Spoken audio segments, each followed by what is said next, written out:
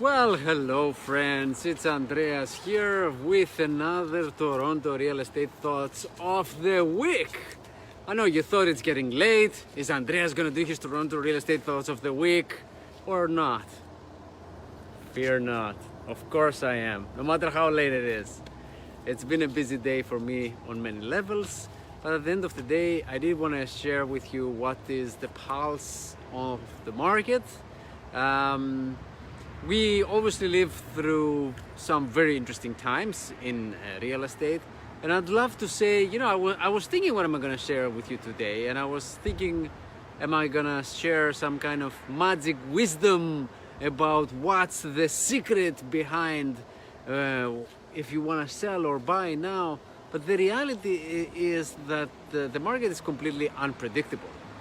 I do know, of course, firsthand that homes and condos are sold and bought every single day, no matter the interest rate changes and all that.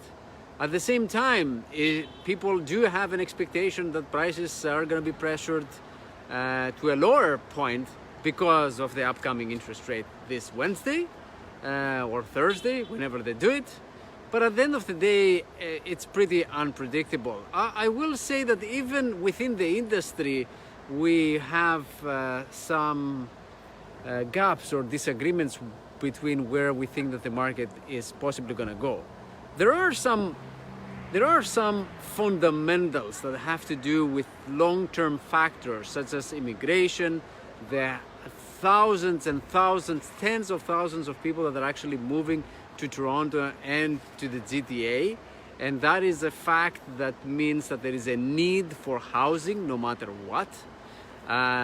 So a lot of these people want to buy, they don't just want to rent, which means that there is a demand. And also we see that a lot of people are comfortable not selling, and if they have a property that they're not actually living in it themselves, they prefer to put it up for rent and then try to sell again in 1 year or 2 years from now. So that is something that I've seen happening as well significantly over the past few months. But there's always people that want to sell and want to buy for whatever reason.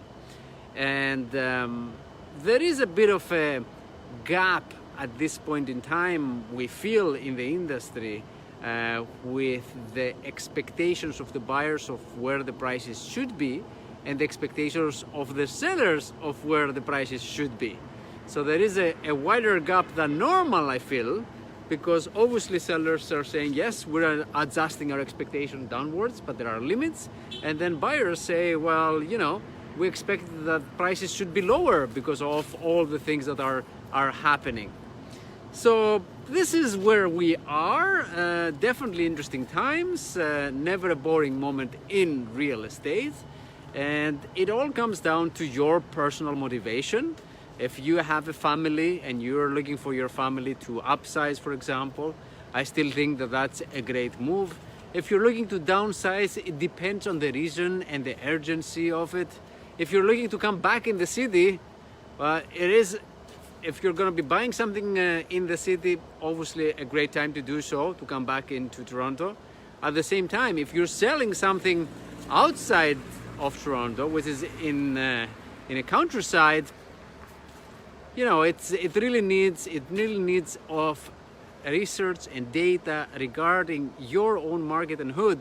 And just as the negotiations I was having the past 2 days, and I was saying to people, the market now changes week over week. So we can't quote on something that happened in July and say, oh, well, there was this sale happening in July and this sale happening in June. Well, things are different even from then. And in 5 days from now, they're going to be different again.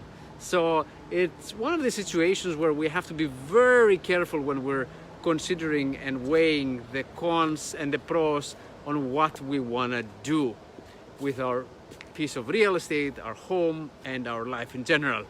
There you go. And on this philosophical and practical note, and some happy people and excited there on the other side of the street, I will leave you and I will bid you farewell this night. Please remember to like it or say hello or comment so that I know that you're actually watching this. And if you have any questions, I'll be happy to hear from you. I'm always a message away.